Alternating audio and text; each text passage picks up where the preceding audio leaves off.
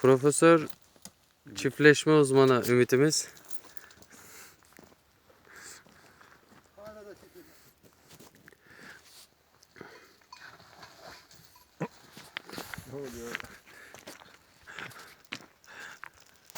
Ümit mızıka yalattı herhalde.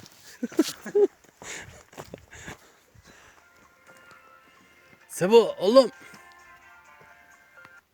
Efendim. Alo. Aleykümselam. Geçsen Ümit. Evet. Hüseyin. Ha, buyur Hüseyin. İyi baba, iyi benim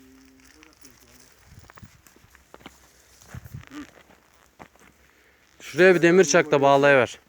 Baba baba baba baba. Nasıl bulabiliriz? Yusuf vardı orada. Yusuf'un numarası varsa Yusuf var. Bende yok. Yusuf'un da numarası yok bende. Yusuf var. Eğer Yusuf'un numarası varsa onunla görür. Adam sosisi çıkar. Onda vardır. Veya Hatip Ali var şeyli, Hacılarlı. Ümit. Onun numarası Zebani var. gözü sana Sefer dikti vardı ya. ortak. Zebani gözü sana dikti.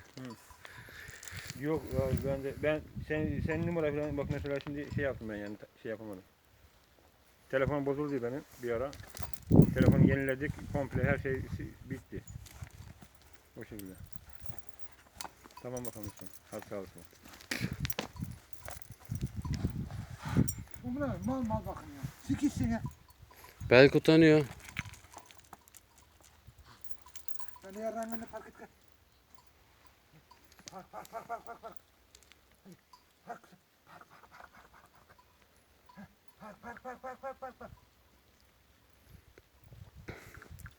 Ümit bu işte harbiden uzman olmuşsun ha. Hadi be kız. Hadi be. İyi kızım sen. Aç bacağını yalasın biraz adam ha.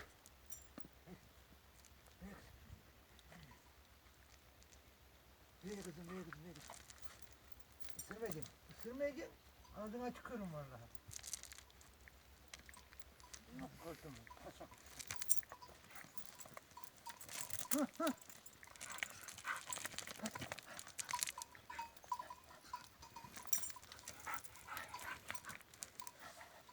Bu sinema izlenme rekoru kırar. Ama bir sinemayı çekemedik yani. Ben beni gömmeliyim de.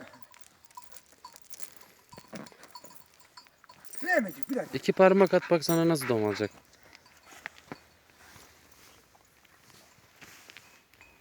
Dur lan. Şu alışacak seni.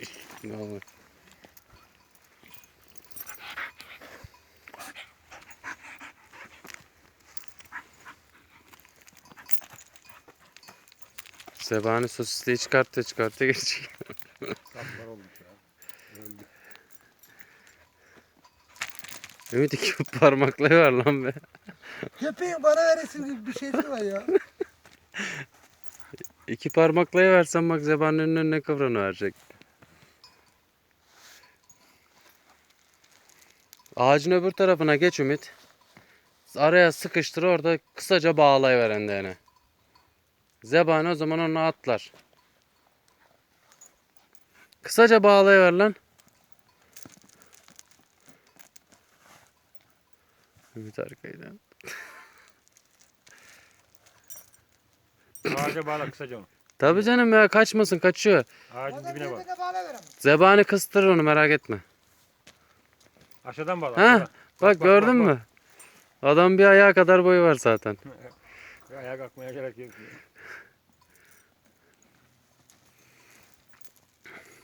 Dibine bağla dibine kısaca. Kafası sağa sola kaçamasın. Hemen öyle lan. Ama görünce beni mi sikecek? Süt. Aşağı tarafta olsun köpek. Vurma sakın.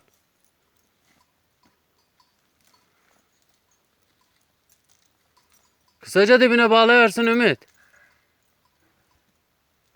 Ana Köpekler mutfaktan değil mi o? şişirken ben sikeceğim galiba bu işte. Ya